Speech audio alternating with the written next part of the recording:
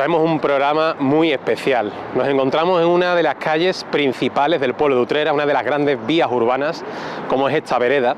Y aunque hay lugares emblemáticos, tenemos el Colegio Salesianos, tenemos la Capilla de San Bartolomé y tantos elementos, vengo a hablaros, o un gran profesional viene a hablaros, de un edificio muy concreto que tengo justamente a mi espalda y que ha marcado el devenir de muchos acontecimientos importantes de su creación en el siglo XVIII y aún hoy, en pleno siglo XXI, sigue siendo un auténtico desconocido, cargado de simbolismo, historia y leyenda. Vamos a descubrirlo.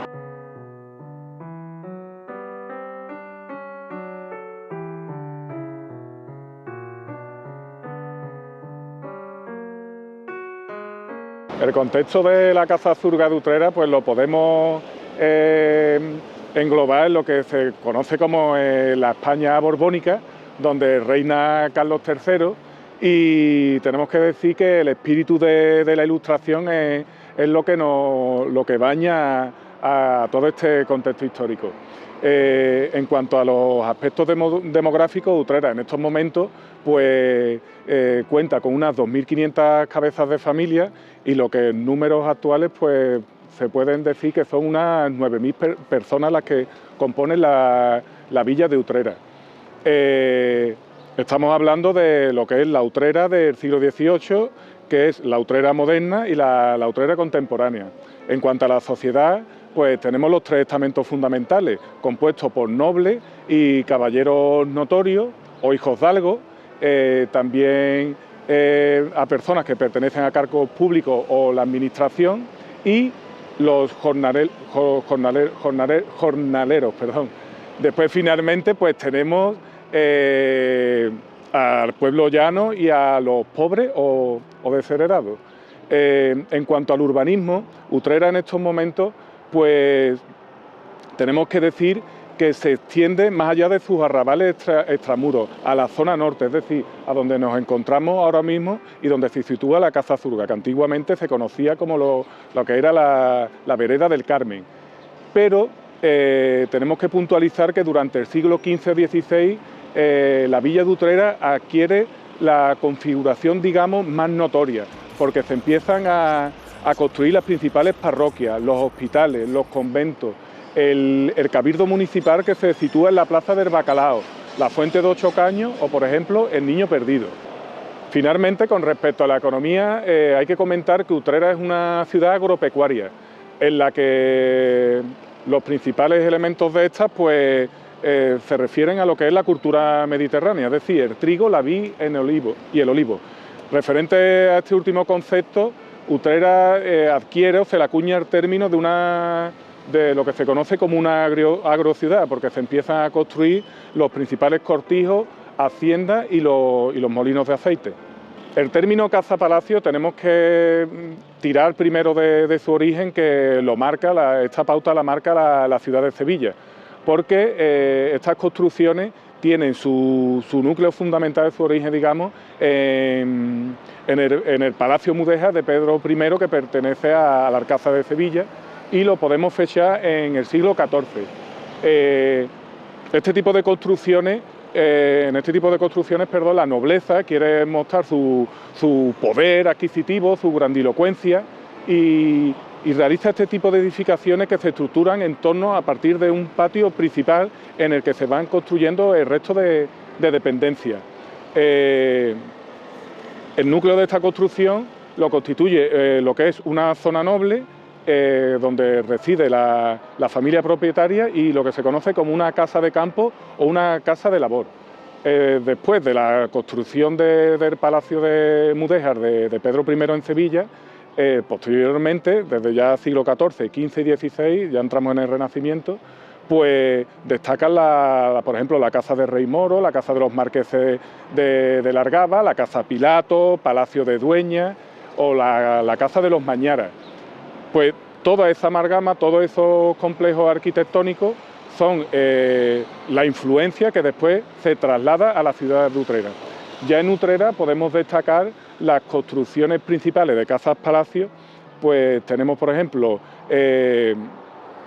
la casa de los duques de Vistahermosa, que es el ayuntamiento de la localidad, la Casa Palacio de los Marqueses de Tou, actual Casa de la Cultura, y también tenemos que destacar aquí cerca la Casa Palacio de Riarola o la de Román Meléndez. Todas están incluidas en el plan especial de catálogo y protección de la localidad de Utrera con la categoría o tipo B. En este caso, finalmente tenemos la Casa Surga, que es sobre lo que estamos trabajando, y es la única de todas ellas que está catalogada como un bien de interés cultural, pero también además está catalogada como dentro de la tipología B.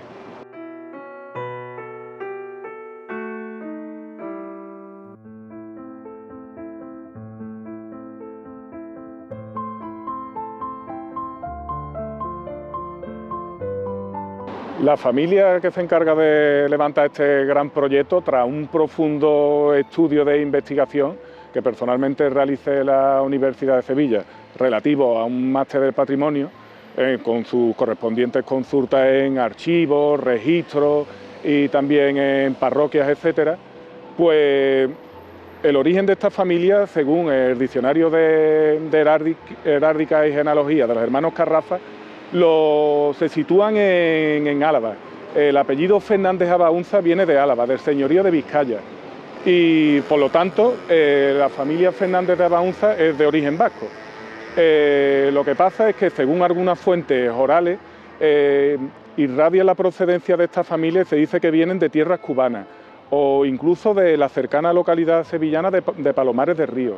Lo que ocurre es que todavía esas afirmaciones no cuentan con una prueba de archivo documental, digamos. Así que ahora mismo el origen de esta familia, lo que sí sabemos es que se produce, como ya he dicho, de tierras vascas. En primer lugar, la genealogía, tenemos como primera cabeza de familia a un don Juan Fernández de Abaunza, que se casa con doña María Jiménez. Después, posteriormente, ya como principal constructor del inmueble de la Casa Surga, tenemos a don Manuel Fernández de Abaunza, que es el que construye, es decir, construye el primer núcleo fundacional del inmueble y posteriormente pues es el que funda el mayorazgo. El mayorazgo en el que tiene fincas rústicas y un gran patrimonio a su espalda. También tenemos que decir que su hijo, Francisco Fernández de Abaunza, es el que consta en la mayoría de las publicaciones sobre este inmueble, aunque no hay muchas, y es el que realiza la portada que tenemos aquí a mi espalda. Es el segundo poseedor del mayorazgo y fue regidor perpetuo de Utrera, también alcalde por el Estado Noble y además fue alguacil mayor del Santo Oficio de Sevilla. También tenemos que decir de Francisco que las consultas que realizamos en las actas municipales de Cabildo parece ser que fue una persona con una personalidad en la que le impregna el espíritu ilustrado, porque era un intermediario muy importante en lo que es el Reino de Sevilla con el Concejo de Utrera. Parece ser que este hombre tenía unas grandes dotes expresivas y comunicativas, lo que le permitía hacer muy buenos tratos para conseguir grandes beneficios para la localidad de Utrera. En cuanto a la construcción de esta casa, exteriormente, como hemos ido comentando, en resumidas cuentas, en esta casa los que la construyeron, la familia Fernández de Abaunza, era una familia de linaje noble y lo que quería mostrar era la simbología de poder, los valores y sentimientos propios que tenía esta familia.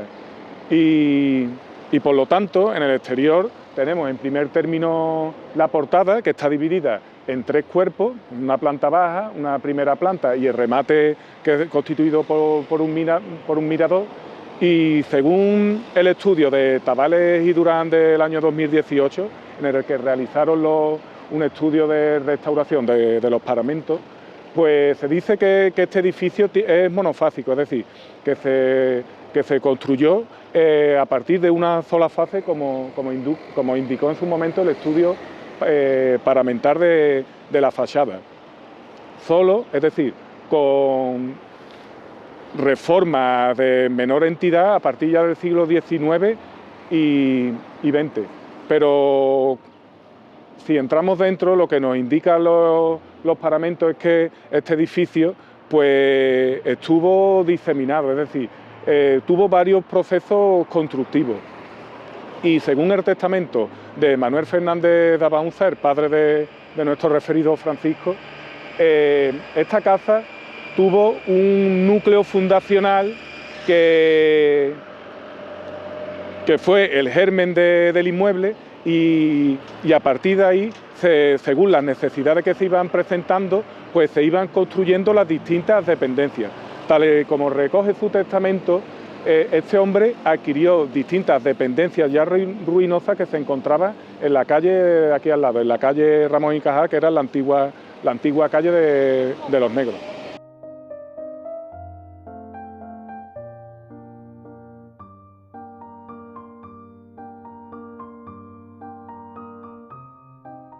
El edificio este tiene 3 plantas. La primera de ellas está compuesta por 3 ventanales y la portada principal de acceso. En la primera planta o segundo cuerpo tenemos 3 balcones. Inserto en uno de ellos tenemos un óculo abocinado que se corresponde en su interior con la escalera principal. Y también el remate balconado que corresponde a la portada principal. Y ya en la parte superior tenemos el mirador. Este se compone de arcos de medio punto abocinados, enmarcados por pilastras y rematados con remates de tipo neoclásico. Además, en su base tenemos 2 casetones y la cubierta es una cubierta a 4 aguas. Ahora, si nos centramos en lo que corresponde al programa iconográfico más emblemático de la casa y más importante, estamos hablando de la portada. La portada tiene 2 cuerpos. El cuerpo inferior se compone de 2 columnas adosadas de carácter abalaustrado. Estas están estriadas, tienen estrías en vertical y en diagonal y están flanqueadas por rocallas de carácter vegetal. Cuentan con una peana que tiene una concha o venera y un remate o tronco piramidal invertido en el que encontramos el árbol de la vida. En la parte superior vemos una cornisa moldurada y bajo ella tenemos un dintel. El dintel tiene una moldura mixtilínea que acaba en roleo. En él podemos ver la inscripción del año de construcción de la casa. Esta portada fue construida por Francisco Fernández de Abaunza. Y también tenemos que decir que debajo del dintel tenemos un mascarón. Un mascarón que tiene varias connotaciones. El mascarón que vemos justo en el centro del dintel, algunos autores atribuyen que está relacionado con la espiritualidad cristiana o que puede tener un carácter protector, pero es un rostro, un mascarón zoomorfo, que incluso podemos irradiarlo a las Indias, porque una de las fuentes orales nos dice que la familia Fernández de Abaunza, en este caso Francisco, del que no tenemos constancia de su nacimiento, hizo hacienda crecida, es decir, ganó dinero en las Indias y después vino a Utrera. Porque según las actas de bautismo, de nacimiento y de defunción consultadas, se sabe que su padre Manuel nació y murió en Utrera, pero de Francisco hasta el momento no tenemos confirmación de su lugar de nacimiento. Eso sí, su muerte sí está totalmente datada, que es del año 1797, aquí en la localidad de Utrera. Si continuamos con el cuerpo superior, vemos un remate balconado que cuenta con azulejería de carácter sevillano del siglo XVI y está enmarcado por 2 jarrones o florones y también cuenta con rocallas, en este caso, o también mejor dicho, de carácter vegetal. A los lados tenemos 2 columnas con capitel jónico que se levantan sobre peana y están rematadas también por unos cimacios troncopiramidal invertidos en los que aparecen unos leones. Estos leones se cree que pueden representar tienen una simbología también de protección, de fuerza y de valor. Y en el centro encontramos un frontón curvo partido, terminado en roleo, y en cuyo centro tenemos el estandarte o blasón, es decir, el escudo de armas de la familia. El escudo de armas de la familia tiene un carácter cuartelado y vemos inserto en el mismo un cardero que representa el linaje de carácter noble de la familia y la cruz de Florencia.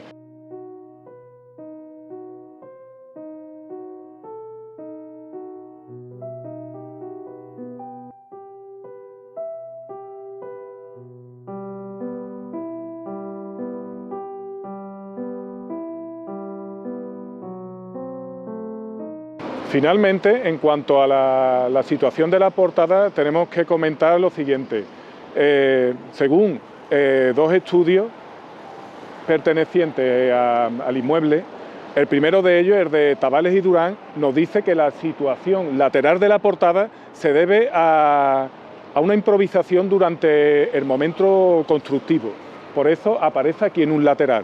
Pero ya en 2012, Teodoro Falcón Márquez, catedrático de la Universidad de Sevilla, nos dice, según él, que la portada en una casa-palacio aparezca descentrada es fruto de algo característico de las casas-palacios del siglo XVI.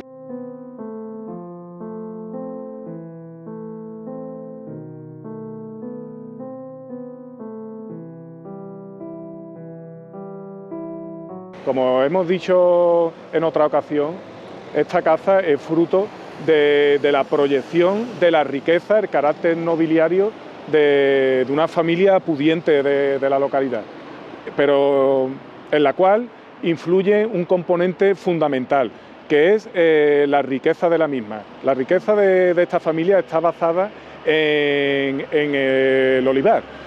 Por lo tanto, lo que pretende realizar esta familia es una construcción basada en la riqueza del olivar, pero no que esté fuera de lo que es la Villa de Utrera, con las haciendas, los cortillos, sino es trasladar a lo que es la zona urbana esas construcciones características relacionadas con la agricultura.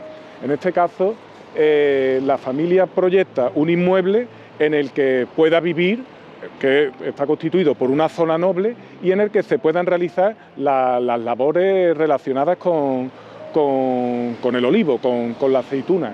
Y para ello, esta zona pues la constituye lo que es una casa de labor. En la casa de labor, para estos trabajos relacionados con la aceituna, pues la familia tiene lo que es un molino de aceite o una almazara. La zona noble está constituida por una portada de acceso. Inmediatamente a esta se llega a lo que es el zaguán de entrada y después se pasaría al apeadero. Justo al lado del apeadero tendríamos lo que es el patio principal, el núcleo principal que vertebra a la casa. Este estaría compuesto por unas columnas de jaspe rosa sobre las que se levantan unas arquerías de medio punto. Y una primera planta en donde encontraríamos las dependencias principales de la casa. Ahí estarían los dormitorios, el despacho principal e incluso tendríamos un oratorio con un altar. El altar este se sabe que actualmente se encuentra en una construcción privada que corresponde al cortijo de Torremarisma. Igualmente tenemos que decir que en la zona interior la escalera presenta 3 tramos, también está realizada en jaspe rosa y se encuentra justamente a un extremo del patio, siguiendo la tradición mudéjar de las construcciones del momento, por las cuales para entrar en la zona de acceso el visitante tendría que realizar un giro de 90 grados, es decir, en un eje acodado. Esto se suele decir que forma parte también un poco del carácter intimista del inmueble, es decir, las personas una vez que entran desde el exterior, para no ver el patio principal, tener que realizar un giro y así preservar un poco la intimidad de la familia. Finalmente, para acabar con el interior del inmueble, vamos a decir algunas características del patio principal, porque este, por ejemplo, tenía un suelo que estaba dispuesto en damero y era de color blanco y negro, y en cuyo centro encontrábamos una fuente con decoración de azulejos, una fuente poligonal con decoración de azulejos blanco y con tonos azules. Tristemente, en la actualidad no se conserva nada del interior de la casa, porque bueno, tenemos que decir que esta casa ha sido fruto ha tenido expolio durante muchos años y ha estado abandonada durante décadas. Vamos a concluir la explicación del interior del inmueble y lo vamos a hacer con otra de las partes importantes. Anteriormente hemos hablado de la zona noble y ahora en este caso vamos a hablar de la zona de labor, de la casa de labor, la casa de campo, digamos. La casa de campo estaría constituida por lo que es el granero o almacén, que estaría situado aquí a nuestra izquierda, en esta parte anexa, digamos. Esta parte anexa es bastante característica porque, bueno, actualmente lo que es ha sido una taberna durante muchos años, incluso en la actualidad, pero según los estudios de cubrición de la crujía anexa a la calle Salado, se cree que es un añadido a lo que es el núcleo fundacional de la casa, pero no es algo que todavía esté demostrado, porque puede ser que corresponda a una parte del almacén del inmueble correspondiente a la almazara, es decir, al molino de aceite que se encuentra justo detrás. Por lo tanto, la zona de labor estaría constituido por los almacenes, graneros, corrales, también tendríamos el molino de aceite, incluso las cocinas y el jardín, que estaría en la parte trasera de la casa.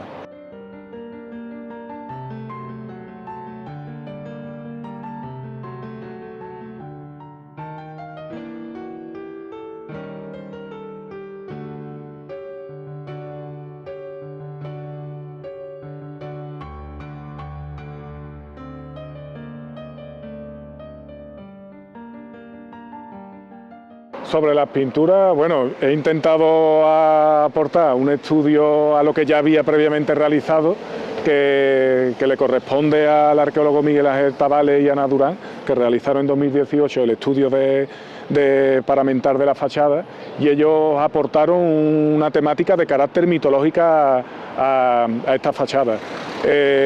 Nosotros, en este caso la Universidad de Sevilla, para el estudio de investigación que realicé con motivo del máster que hice de patrimonio, pues esta afirmación se tiene como una hipótesis, porque para certificar el origen material de la misma todavía requiere de un estudio más profundo y completarlo con el aparato iconográfico de las pinturas, con una fotografía de mayor calidad, y por lo tanto ahora mismo esto que vamos a comentar lo tenemos o lo podemos decir como una hipótesis.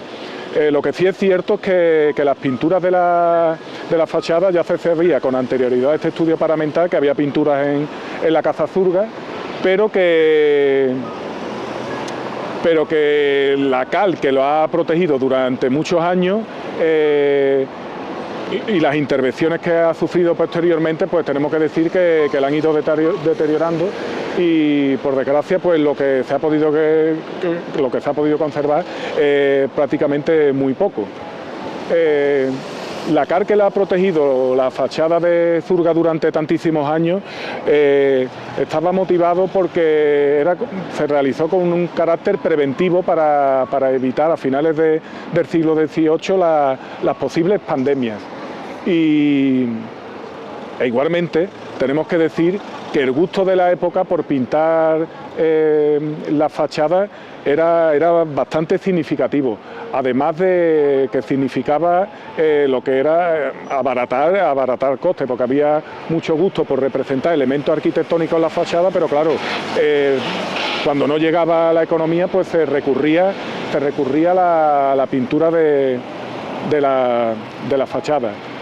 Tenemos que decir que esta fachada está constituida por unas pinturas basadas a través de elementos de arquitectura fingida o transfantasco, la mayoría de carácter figurativo, geométrico y también vegetal. Continuamos con la explicación de las pinturas y lo hacemos con la planta primera, porque todo el programa iconográfico se centra en la planta primera y en el mirador, en el remate superior.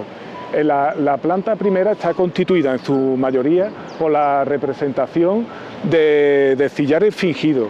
Estos tienen tonos ocre y rojizo y están enmarcados por una línea blanca. Estos sillares, según Tavares y Durán, tienen bastante influencia del Palacio de Miguel de Mañara que encontramos en Sevilla. Además de estos sillares, también encontramos una decoración geométrica en la línea de la cornisa que encontramos en la primera planta, a partir de representaciones de óvalos y rectángulos de color ocre y azul. También, en primer término, tenemos en este registro de la primera planta las representaciones a las que este primer estudio de paramento de la fachada aluden a caracteres mitológicos, y estaríamos hablando aquí en el panel central del mito de Jasón y de los argonautas, que prácticamente no queda nada, pero se atisba la representación de un arca de navegación que también nosotros en el estudio de la universidad, pues según el profesor Hernández Núñez, podría también representar el viaje supuesto de las Indias de estas familias con hacienda crecida, es decir, con recursos económicos. Eso todavía, como he dicho anteriormente, lo tenemos como una hipótesis. Igualmente tenemos justamente al lado de la portada lo que podría ser una representación de la diosa Atenea, representación de la sabiduría, y aparece en el primer término con un casco y en la zona inferior con la característica lechuza. Y allí en el final, a la derecha, encontraríamos la representación de ángeles o querubines, muy característicos del barroco, del pleno barroco, pero que igualmente también los podríamos representar como putis, un elemento propio y característico de Renacimiento. Y, lógicamente, irradiamos ese término de putis con Sevilla. Finalmente, para concluir este primer término de la fachada, tendríamos que decir que la mayor parte de los elementos decorativos, también a partir de cenefas y de rocallas vegetales, o incluso de candelieri, toman su origen de la Domus Aurea que procede de Roma, pero que igualmente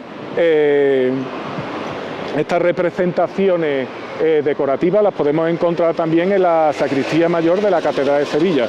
Por lo tanto, el germen o la posible influencia pictórica de la fachada de la Cazazurga la tenemos que encontrar y irradiar a la ciudad de Sevilla como núcleo principal, e incluso a la propia simbología, a los propios valores, a los propios sentimientos que quería aportar la familia Fernández de Abaunza para mostrar su grandilocuencia, su poder y su influencia en la sociedad utrerana, y que las personas que pasaban por la calle pues interpretaran las características peculiares y de poder de esta influyente familia en la sociedad utrerana.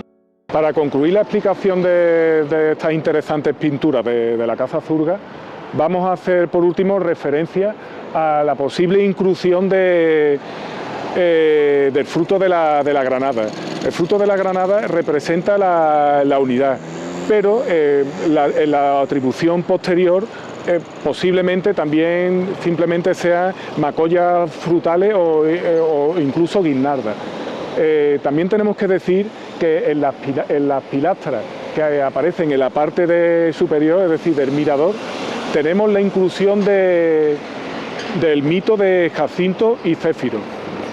Esa es la hipótesis, la posible atribución mitológica, pero simplemente puedan representar, que sea, como hemos visto en el estudio en profundidad en la universidad, que simplemente sean pues, representaciones de mascarones, como mero elemento decorativo, sin más.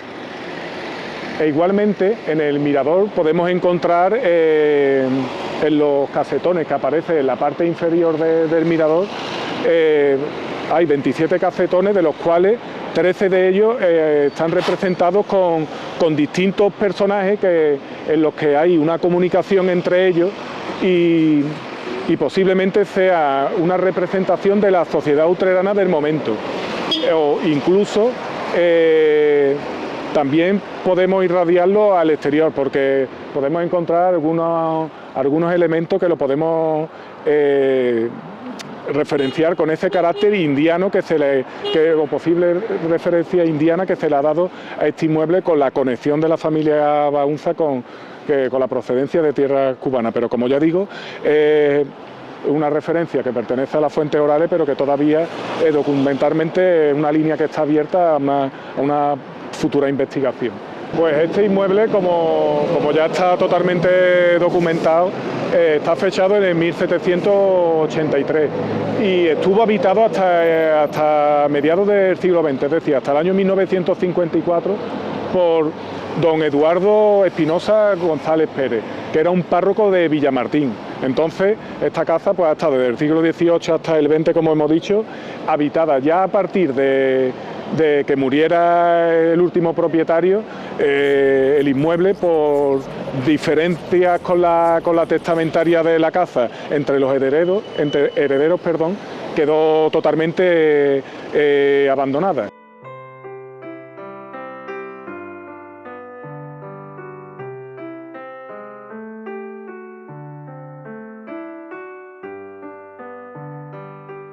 Una vez que el inmueble fue abandonado por el último propietario, ha estado durante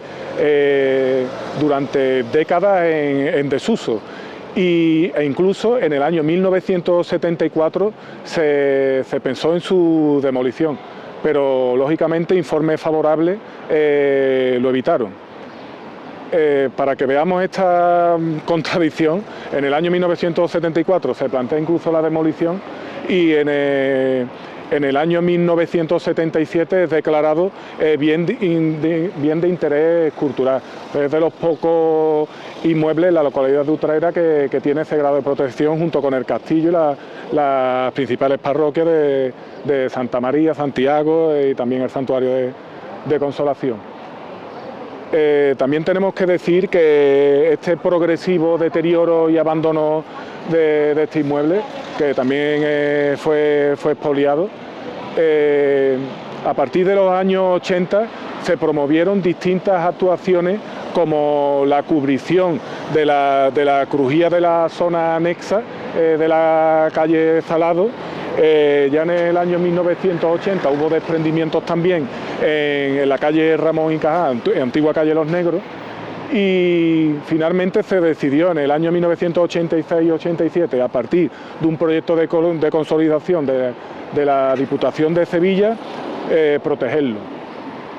Siguió el paseo del tiempo y a partir del año 1977 este inmueble pasó a manos del Consorcio de Aguas del Huesna, que decidió en ese momento plantar aquí su sede, algo que no se produjo, y siguió el abandono progresivo del inmueble, por desgracia, y tuvo una imagen bastante característica que los utreranos tristemente recordarán, que fue la inclusión de una cercha, de una valla metálica que estuvo en el edificio puesta aquí en la puerta, y también tuvo que ser apuntalado. Ya a principios del año 2000, en el 2002 hasta el 2009, se incluyó en el plan de protección y catálogo de la localidad. En primer término fue bajo la categoría A y después finalmente bajo la categoría B, y en los años 2012 y 2014, a partir de unos trámites y luchas del Ayuntamiento de Utrera, el inmueble pasó a ser de dominio público, de dominio municipal. Asimismo, en el año 2014 se acometió la restauración, consolidación y adecuación de la primera crujía del inmueble, con el apuntalamiento de la zona de los paramentos interiores, de lo poco que queda, porque hay que decir que la casa Zurga, su interior, está prácticamente derruido. Lo que conservamos es el lienzo de la fachada y la primera crujía, la cual ya en el año 2018 se realizó un estudio paramental para realizar su consolidación y restauración, y así tener el proyecto de las pinturas murales restaurados. Y ya finalmente en el año 2019 pues se realizó un proyecto de habilitación para lo que es hoy en día, que es un centro cultural. Y sin más, esta es la explicación de la Casa Zurga, un inmueble que es muy característico de la localidad y pienso que muy querido, pero que tiene que servir para que las generaciones futuras entiendan que el patrimonio debe ser cuidado, interpretado, conservado y respetado para que sirva para que la sociedad conozca de dónde venimos y hacia dónde queremos ir.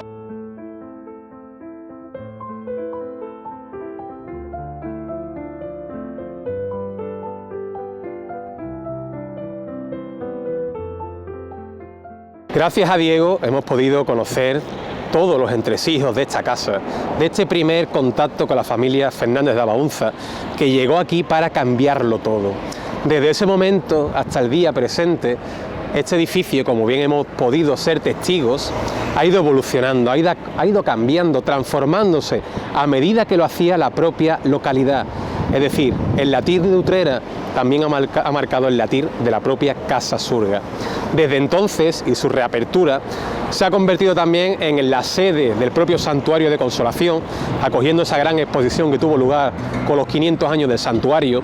También ha sido sede de la gran colección de arte contemporáneo de Utrera, y tanto la gran colección fotográfica de Cela, y muchos de estas actividades culturales, de esta tradición y cultura que nos define, que ha tenido como continente un cofre tan importante como el que ahora nos precede. Por tanto, tomo esas mismas palabras que Diego ha dicho para apostar por un edificio que, aunque es pasado, sigue siendo presente y sin duda alguna será futuro de Utrera.